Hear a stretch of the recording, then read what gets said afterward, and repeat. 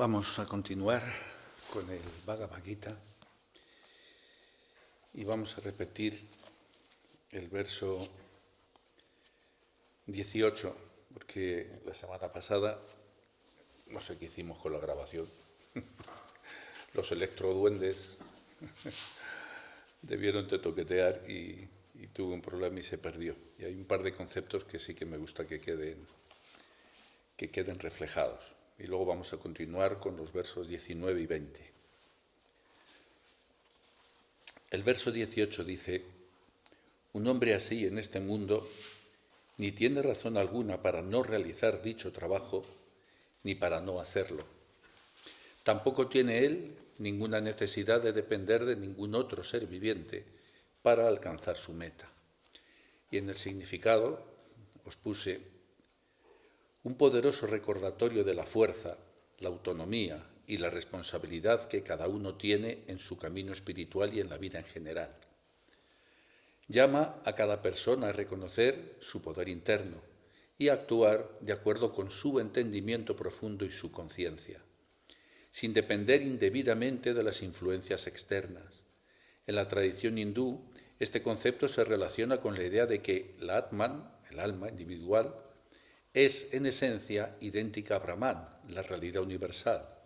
Aquel que comprende esta identidad no necesita realizar rituales ni depender de intermediarios, ya que ha encontrado la verdad en sí mismo. Este texto, este verso 18, que parece uno más, ¿no? Así en el... Pero esto que dice que un hombre así en este mundo ni tiene razón alguna para no realizar dicho trabajo ni para no hacerlo. Y la segunda parte del verso es más importante, aún dice: tampoco tiene él ninguna necesidad de depender de ningún otro ser viviente para alcanzar su meta. ¿Qué diferencia?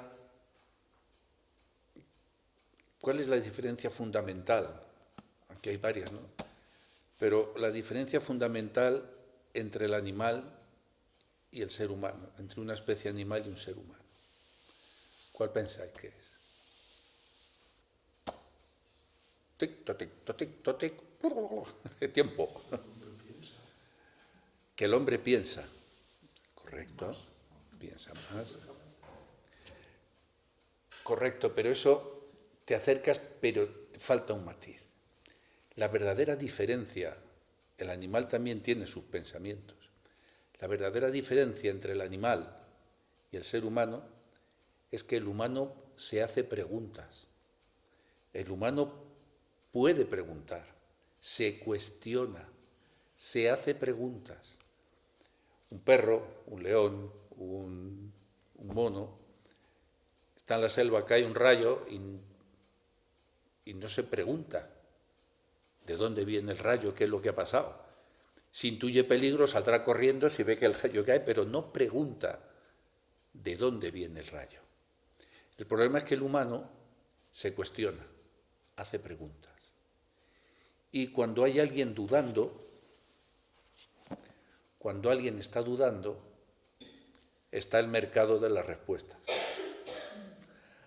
Cuando hay la demanda cuando hay la necesidad de un producto, entonces viene el que te lo vende.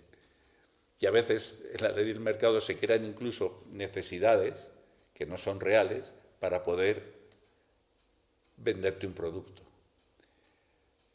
Cuando el hombre no entiende por qué cae el rayo y se pregunta por qué, entonces dice, pues necesita llenar los huecos. Si algo no podemos vivir, la mayor angustia del hombre es tapar los huecos de su propia existencia. No sé qué soy, qué va a ser de mí, por qué cayó el rayo. Entonces, necesito llenarlo, necesito encontrar una respuesta. Y si no tengo un raciocinio científico o no tengo un conocimiento más avanzado, pues digo, pues hay un semidios, un tío que está ahí y me está tirando los rayos desde el cielo. Está Zeus, pues tiene que ser Zeus, no puede ser otra cosa. ¿Y dónde viven los dioses? Porque si está tirando los rayos y todo esto, claro, si yo no los veo por aquí, claro, tiene que vivir en un sitio inalcanzable. coño, por la cúpula del Monte Olimpo, que los griegos no podían escalar tan alto. Entonces están en la cúpula del Monte Olimpo. O es el dios Huitzilopochtli, que hay que ofrecerle sacrificios humanos. Me creo una pregunta y fabrico una respuesta disparatada, pero me llenan los huecos que tengo en mi existencia. Entonces, lo que este verso está diciendo no es que uno se tenga que volver un incrédulo ni nada de eso, es simplemente que si consigues la trascendencia, enlazando con el verso anterior, vámonos uno más para atrás, el 17 dice, pero para aquel que ama a su propia alma y a quien únicamente lo satisface el ser, para él no hay ningún deber. Esto se refiere cuando uno ha encontrado o ha descubierto su propia naturaleza, su propia identidad. Cuando uno comprende que es cualitativamente igual a Dios, pero cuantitativamente distinto. Cuando uno realiza que todo está en su propio ser. Y cuando uno entiende una verdad profunda, y es que Dios manifiesta la creación, crea el mundo para darse a conocer. Y crea al humano para conocerse a sí mismo. Y quien se conoce a sí mismo comienza el conocimiento de Dios, comienza a conocer a Dios. Porque es Dios mismo quien se busca. ¿Os acordáis del cuento de Luces y Sombras? Al final dice, si no me acuerdo mal en el cuento este que os escribí en Historias de un viejo olmo, al final decía, soy un olmo que da sombra al caminante. Y ya, dice, desde que escucha el diálogo del anciano con el nieto, el que tiene lugar bajo el olmo, dice, y mis raíces ya no me atan a la tierra, ni mis ramas al cielo. Por fin he comprendido el propósito de mi existencia. Dice, mientras que tú descansas bajo mi sombra, es Dios mismo quien se vela en sus sueños. Y eso lo escribía ya por los 90.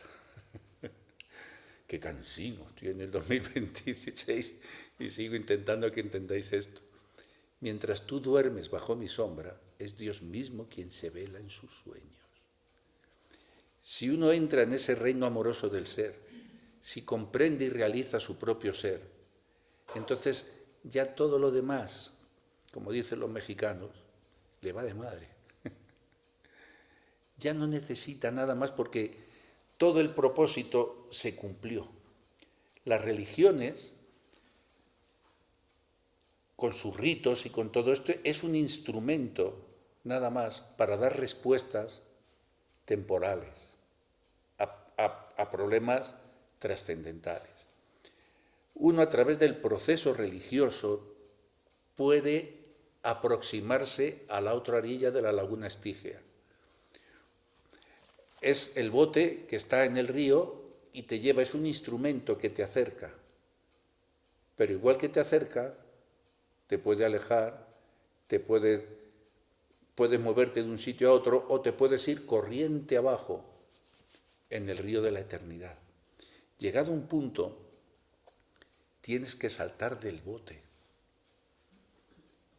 Llegado a ese punto, para alcanzar la orilla, como te bajas, si aquí cogemos el barco y queremos llegar a la isla de Tabarca, una vez que hemos cruzado la porción del Mediterráneo que separa la isla de Santa Pola, de Alicante, cuando llegas al barco, eres tú quien tiene que bajarse del bote.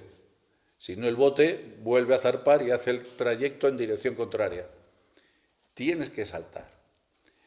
Y eso, este verso 18 del capítulo 3 te está preparando para el verso final de la conclusión del Gita, cuando Krishna le va a decir a Arjuna, abandona toda forma de religión y tan solo entrégate a mí, no temas.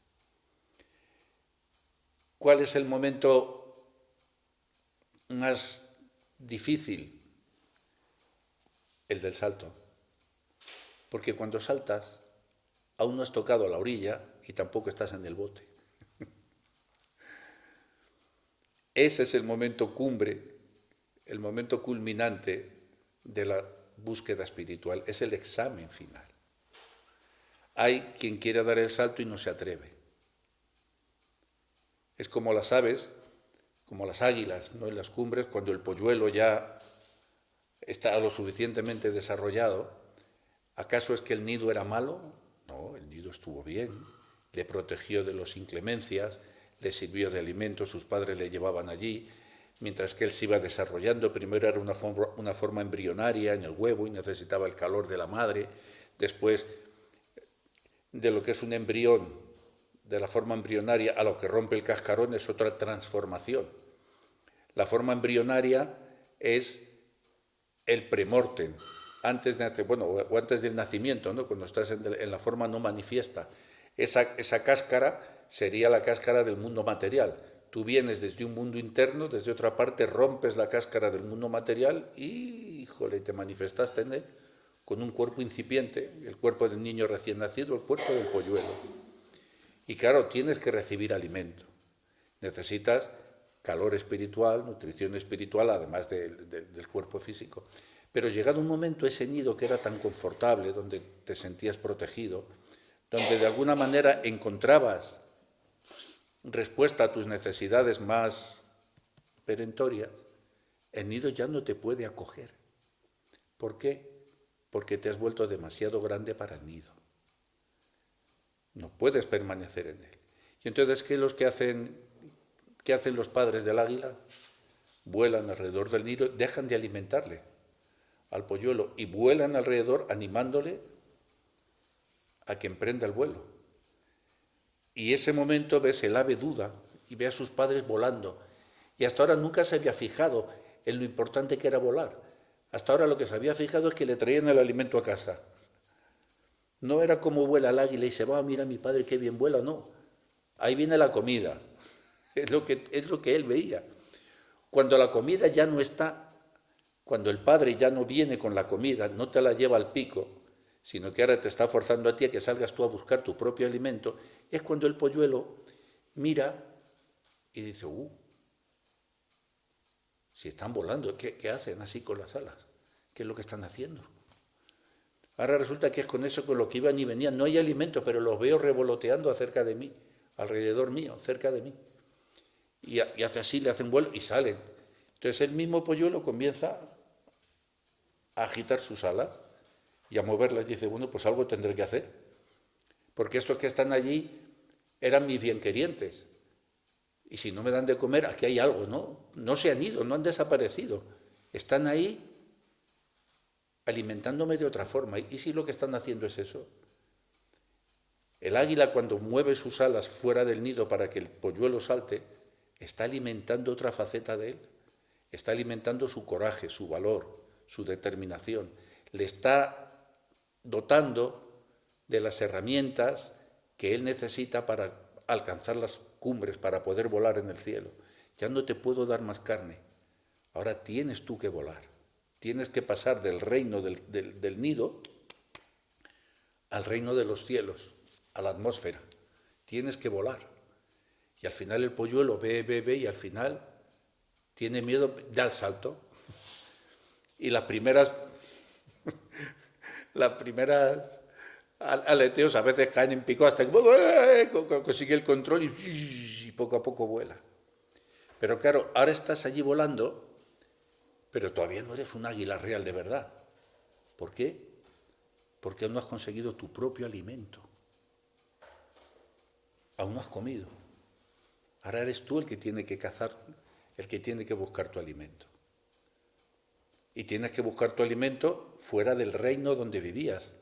Ya no está en el nido, allí no hay más alimento para ti. Has descubierto que tienes alas para volar y ahora tienes que aprender a buscar tu propia nutrición. En forma similar, cuando uno en el avance espiritual llega a este punto, el nido de la religión se le queda pequeño. A todos los místicos les pasa esto. Llega un momento en que ya el rito por el rito ya no les sirve. Ni la repetición de ceremonias, ni de ritos. Llega un momento en que el que vive en su propio ser, el que ha conquistado su ser, busca el cielo abierto. Pero claro, hay una fase de miedo porque estás volando tú solo. Estás solo en ese momento.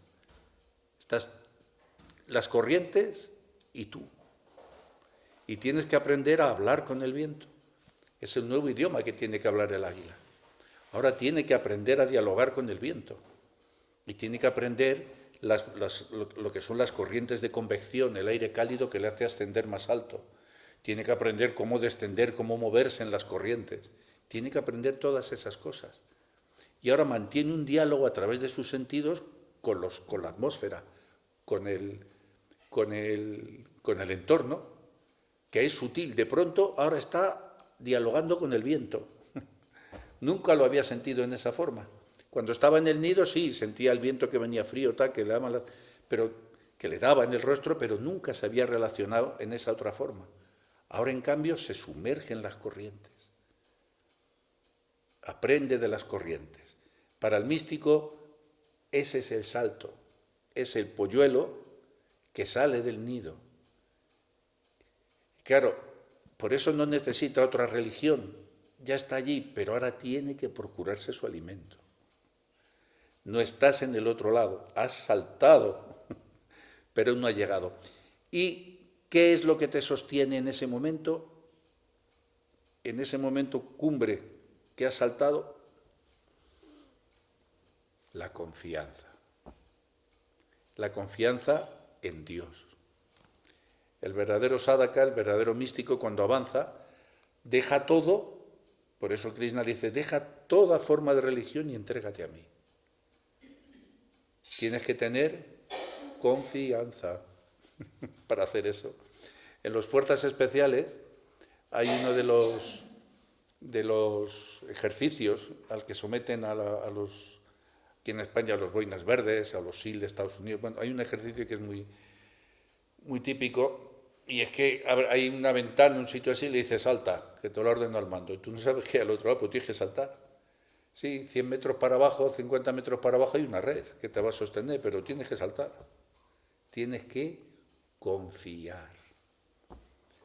Así que, llegado a un punto, la confianza en Dios lo es todo. Uno tiene que confiar y tiene que seguir hacia adelante. Y tiene que buscar, después, encontrará otros guías en otra forma.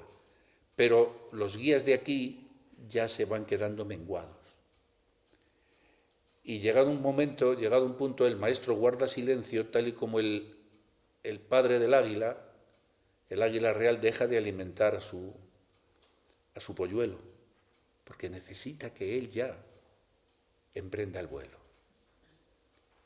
Uno no puede estar toda la vida en la universidad, pasando de un curso a otro.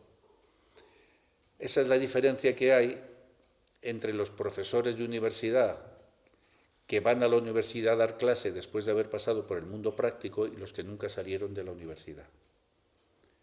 En un caso ejemplo puede ver en los profesores de economía, ¿no? Un tipo que nunca firmó una letra de cambio, ni tuvo que firmar un cheque, ni tuvo que tener la responsabilidad de dirigir una empresa, de contratar empleados, de despedirlos, tener toda esa responsabilidad, no es el profesor más adecuado.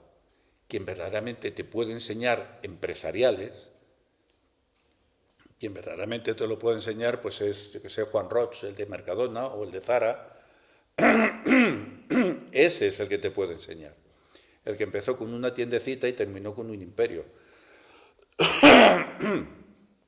Porque en el otro lado solo tienes un montón de teoría, pero que te la está enseñando nunca realizó aquello. Y en la vida espiritual, sobre todo, es muy importante no poner en tu boca nada que no puedas saborear. Nada que no puedas saborear debe ser puesto en la boca. Y continuamos al verso 19 y dice, por lo tanto, sin estar apegado a los frutos de las actividades, uno debe actuar como una cuestión de deber, pues por trabajar sin apego uno llega al Supremo. Y en el verso 20 va a dar un ejemplo de esto mismo.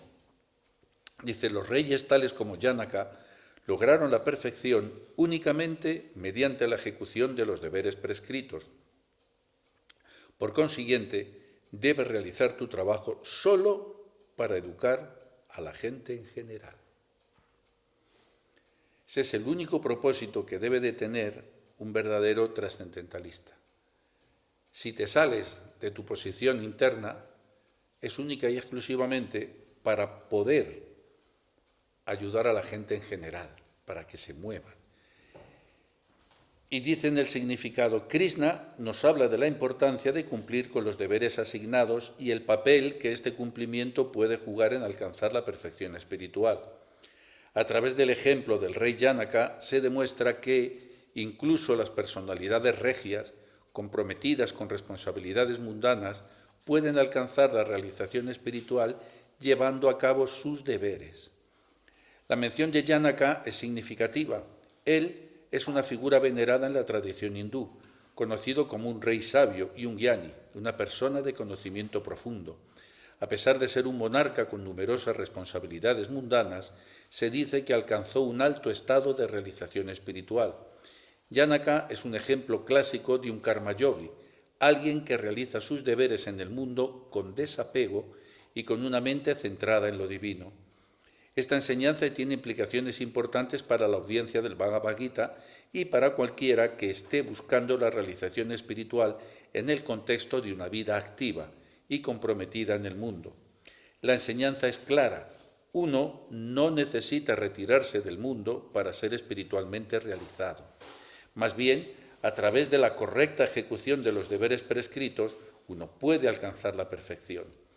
El mensaje también nos dice de la responsabilidad que todo individuo tiene hacia la sociedad en general.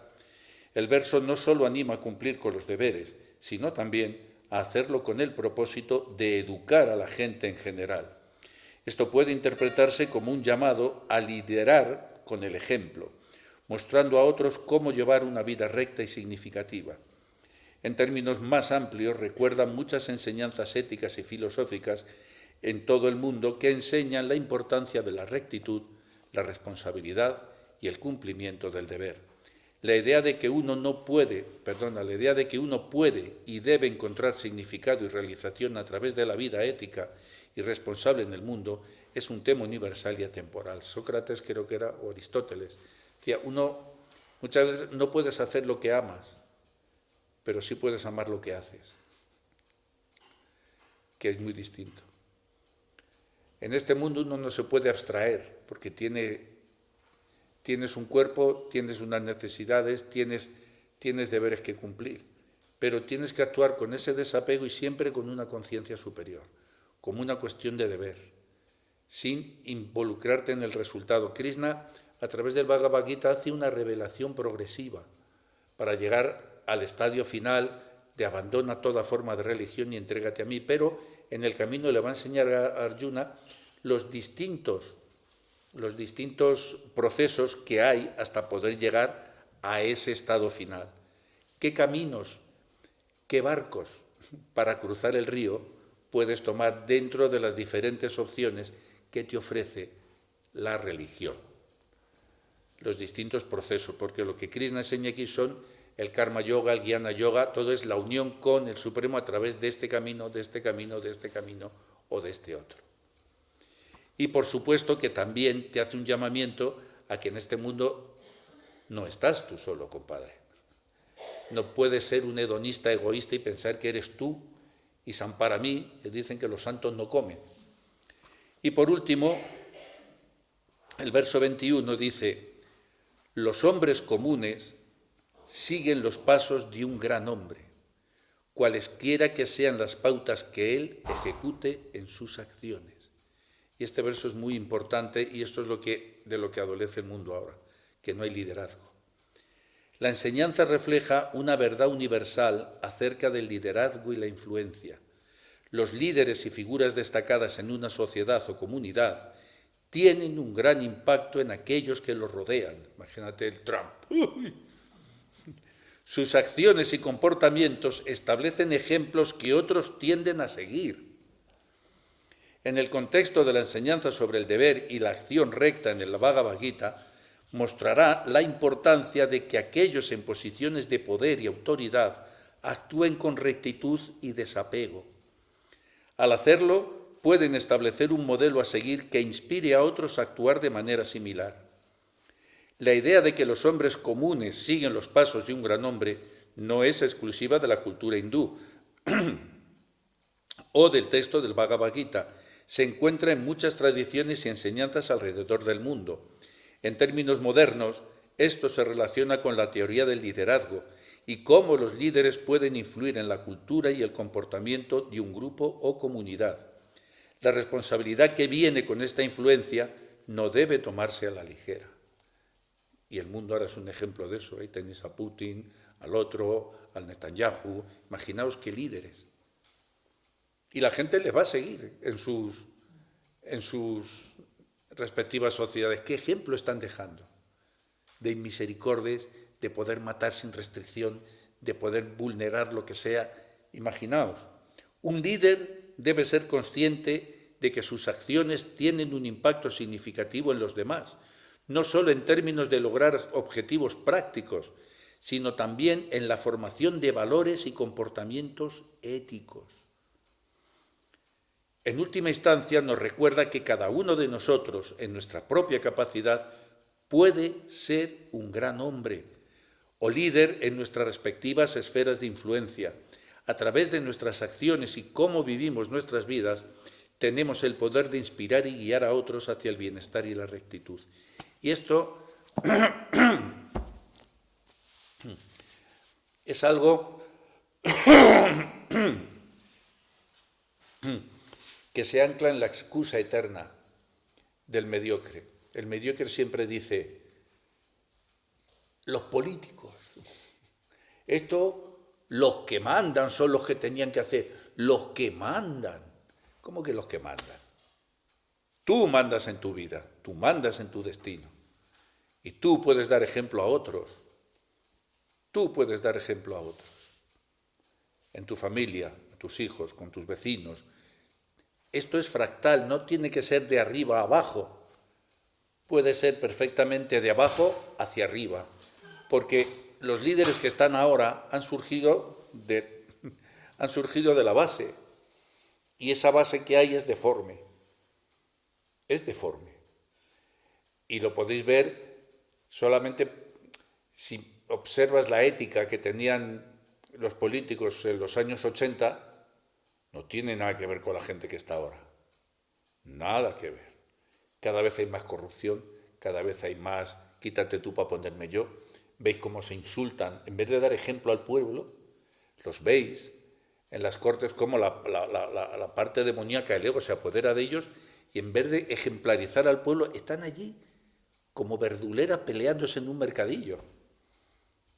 Tú más, y yo, y tú, y yo no sé qué. ¿Y estos tipos son los ejemplares? ¿Estos son los que van a guiar a la sociedad?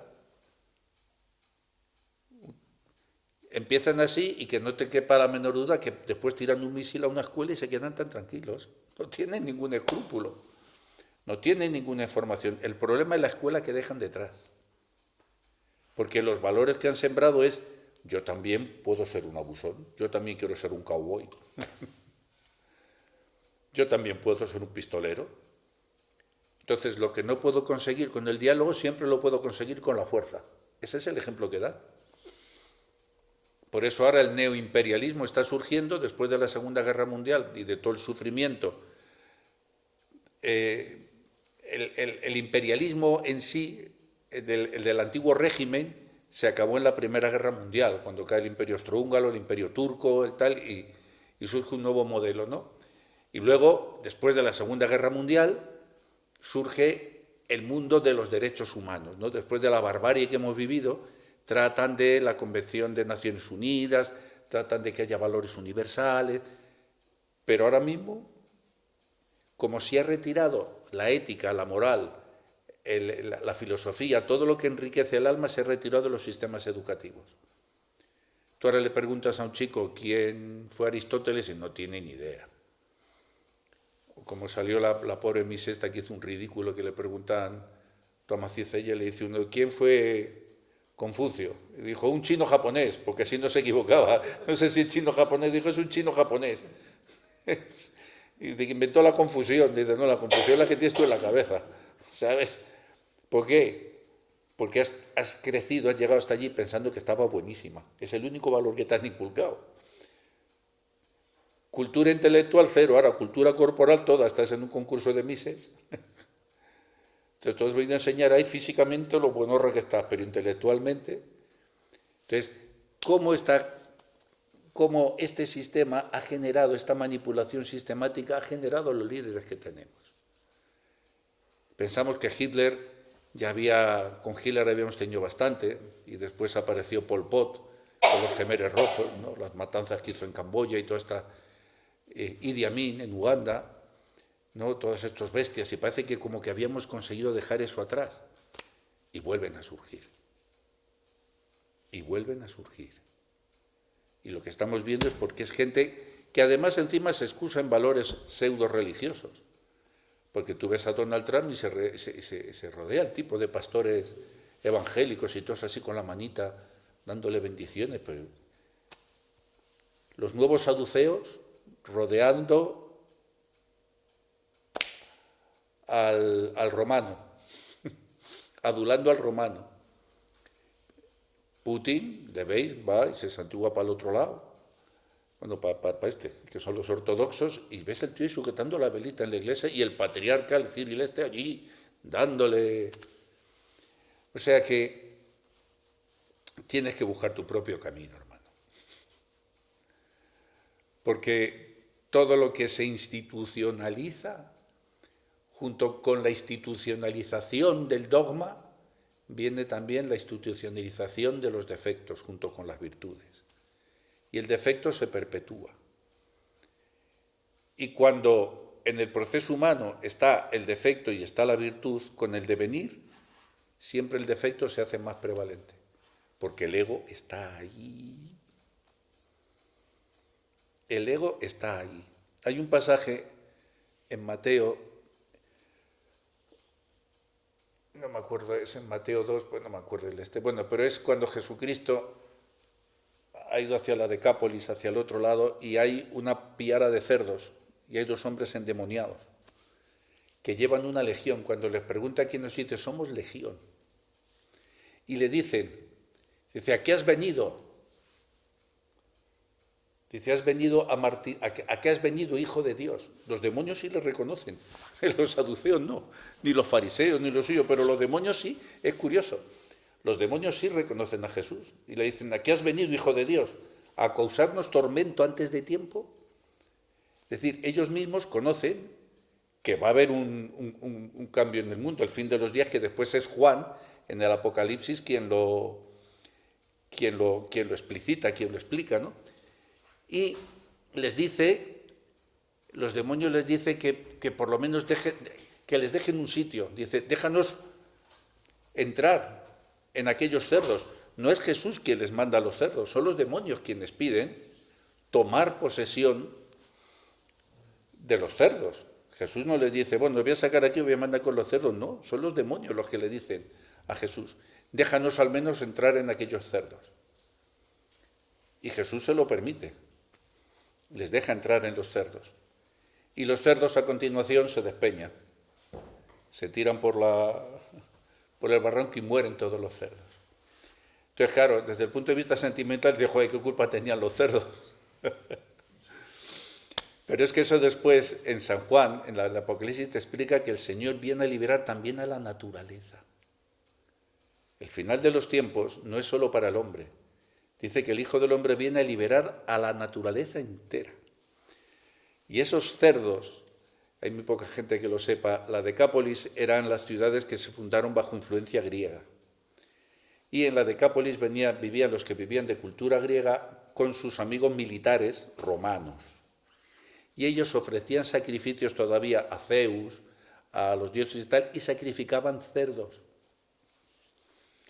Sacrificaban los cerdos, o sea que los cerdos que estaban en la piara iban destinados al sacrificio, a dioses paganos. En esa forma en la que Jesús se lo permite, después los cerdos se precipitan, quitan de en medio los sacrificios, Los cerdos pues caen al mar, en el pero es una forma, y de hecho pasa, de cortar las falsas religiones, las falsas supersticiones, los mitos, Y él, fijaos que los que viven en la Decápolis no son judíos, son gentiles.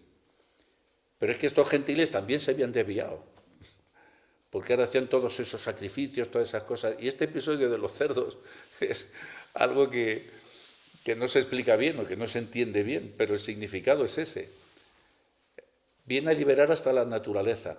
Y pasa también, y por eso entenderéis por qué esta gente es tan retorcida, que las entidades sutiles necesitan de un campo físico para manifestarse, sea el que fuere.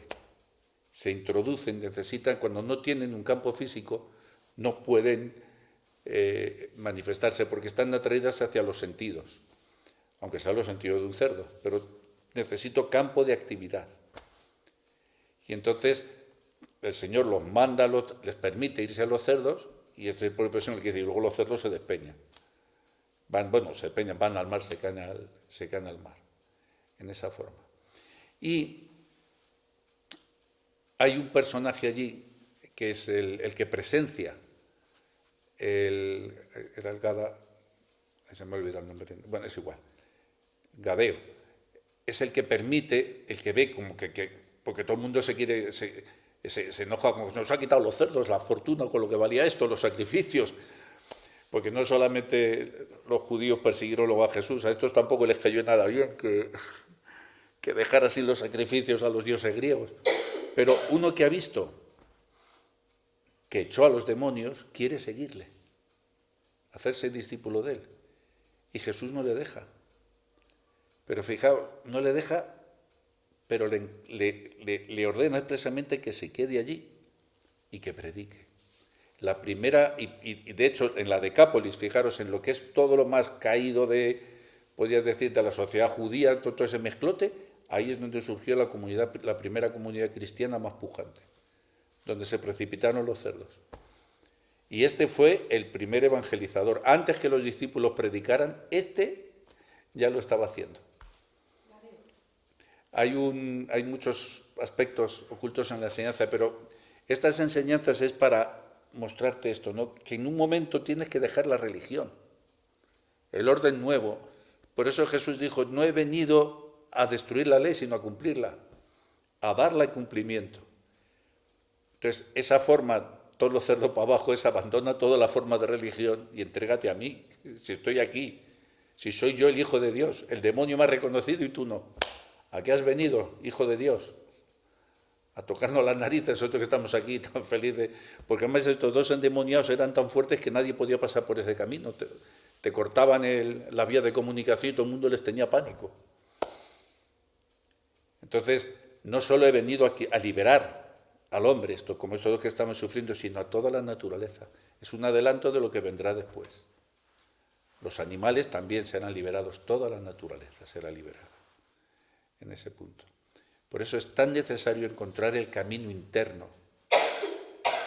Y toda esta gente que nos gobierna, pues a pesar de que se rodeen de sacerdotes y de religiosos y de tal, están poseídos por su propio ego. Están comidos por su propio ego. Completamente comidos. Y si alguien piensa que eso va a salir gratis, Jesús dice en el Evangelio, hay de vosotros el que haga daño a un solo niño, a uno de estos.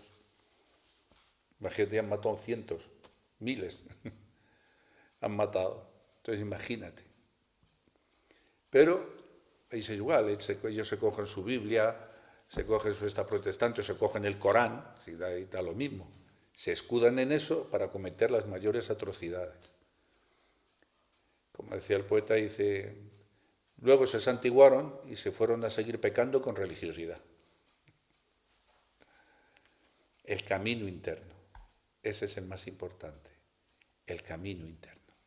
Y Gurudeva al final de su vida no hablaba con nadie. Bueno, ya aquí cuando venía al principio, venía aquí y no hablaba.